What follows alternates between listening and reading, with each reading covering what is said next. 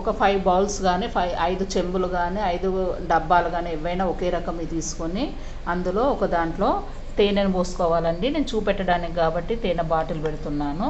ఒక బౌల్లో తేనెను, ఇంకొక బౌల్లో చక్కెరను, ఇంకొక బౌల్లో పాలను, ఇంకొక దాంట్లో నెయ్యి, ఇంకో దాంట్లో పెరుగు అండి. ఇవి కొలత అంటూ ఏమీ ఉండదండి, మనం తీసుకున్న సైజును బట్టి అందులో పోసుకోవాలి. ఈ విధంగా పోసుకొని దేవుని దగ్గర గౌరమ్మను పెట్టుకొని నోముకోవాలండి. ఇది ఒకటి మనం ఉంచుకొని మిగతా 4ను అందరికీ ఎవరికైనా ఇవ్వచ్చు. ఈసారి సోమవారం వచ్చింది కాబట్టి మనము శివునికి ఇష్టమైన నోము నమ్ముకుంటున్నాము. అదేంటి అంటే పసుపులో పార్వతి, చక్కెరలో శంకరుడు అన్నట్టు.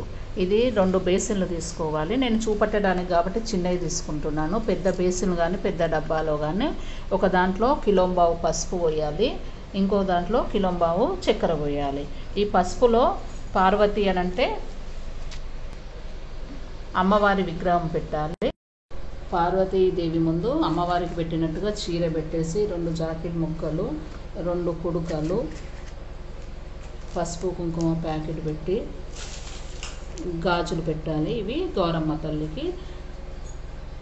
చక్కెర గిన్నెలో శివుని ప్రతిమ కానీ లేకపోతే లింగం కానీ పెట్టేసి టవలు,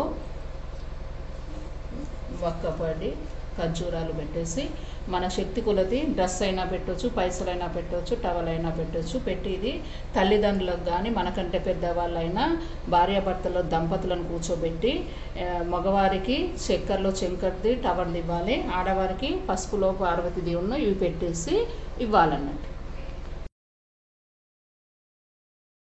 సంబంధించిన నోము ఇది.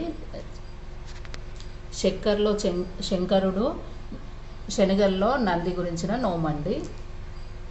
చక్కెర ఒక బౌల్లో తీసుకొని 2 బౌళ్ళు తీసుకోవాలి. కిలోంబావు చక్కెర, కిలోంబావు శనగలు పోయాలి. ఈ చక్కెర గిన్నెలో శివుడి ప్రతిపాదన లేకపోతే లింగమైనా పెట్టుకోవాలి. లింగానికి సంబంధించిన భస్వముండ పెట్టుకోవాలి. దీని ముందు ఒక టవల్ పెట్టుకొని టవలు, ఒక్కపొడి, పోక, ఖర్జూర అన్నీ పెట్టుకొని మనకు చైతన్య అయ్యేది ఉంటే డ్రెస్ కానీ పైసలు కానీ ఎన్నైనా పెట్టుకొని ఇవ్వచ్చు. అలానే నంది ముందు కూడా శనగల్లో నంది విగ్రహం పెట్టుకోవాలి. దీనికి కూడా టవలు, ఒక్కపొడి అన్నీ మన శక్తి కొలది అన్నదమ్ములకు ఇవ్వచ్చు, లేకపోతే అయ్యగారికైనా ఇవ్వచ్చు అండి. చక్కెరలో శంకరుడు, పాలల్లో చంద్రుడు. 2 బౌల్స్ కానీ 2 గ్లాసెస్ కానీ ఏవైనా తీసుకోవచ్చండి. దీనికి ఇంతే పోయాలని లెక్కేం లేదు. ఒక బౌల్లో చక్కెర పోయాలి, ఇంకొక బౌల్లో పాలను పోయాలి. చక్కెర పోసిన దాంట్లో శంకరుని విగ్రహం కానీ లింగం విగ్రహం కానీ పెట్టాలి. పాలు పోసిన దాంట్లో చంద్రుని విగ్రహం ఉంటే విగ్రహము, లేకపోతే ఇలాంటివి దొరుకుతాయండి. ఇది పాలల్లో వేయాలి. ఈ పాలది తల్లికి ఇవ్వాలండి. కాబట్టి తల్లికి సంబంధించిన చీర 2 కుడుకలు, బ్లౌజ్ పీసు, పసుపు కుంకుమ, రూపాయి, గాసులు అన్నీ పెట్టి ఇది తల్లికి ఇవ్వాలి. చక్కెరది తండ్రికి ఇవ్వాలి. టవలును, ఒక్కపొడి, డ్రెస్సు వీలుంటే డ్రెస్ పెట్టుకొని తల్లికి తండ్రి కూర్చోబెట్టి ఇవ్వాలి.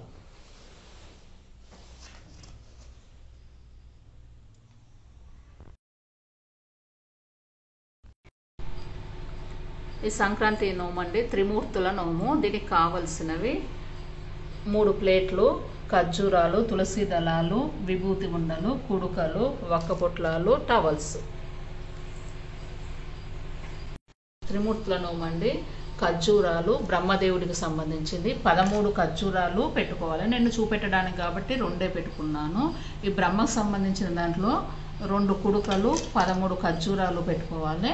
ఒక టవల్ను పెట్టుకోవాలి. వక్కపొడి. నెక్స్ట్ విష్ణువుదండి. దీంట్లో తులసి దళాలు 13 వేసుకోవాలి. నేను 2 చూపెడుతున్నాను, మీరు 13 వేసి నమ్ముకోవాలి. 2 కుడుకలు, ఒక టవలు, వక్కపొడి. నెక్స్ట్ శివునిది అన్నట్టు. శివునికి విభూతికి సంబంధించిన శివునికి ఇష్టం కాబట్టి 13 విభూతి ఉండలు, 2 కుడుకలు, టవలు, వక్కపొడి పెట్టి గౌరమ్మ దగ్గర నోముకోవాలి. బ్రహ్మదేవుడికి సంబంధించిన 13 ఖర్జూరాలు పెట్టుకున్న నోము బ్రహ్మదేవునికి సంబంధించింది కాబట్టి ఇది ఈ విధంగా డ్రెస్సు కానీ ఏదన్నా పెట్టుకొని మన ఇష్టం ఇలా అన్నకు ఇవ్వాలి. నెక్స్ట్ తులసి దళాలు లక్ష్మీదేవి విష్ణుమూర్తికి సంబంధించింది కాబట్టి ఈ నోమును నోముకున్నాక మనమే ఉంచుకోవాలండి. విభూతి ఉండలు శివునికి సంబంధించింది, శంకరునికి సంబంధించింది కాబట్టి 13 విభూతి ఉండలు కుడుకలు పెట్టి నోముకొని టవలు ఒక్కపొడి పైన పెట్టుకొని ఇది మన తండ్రికి ఇవ్వాలండి.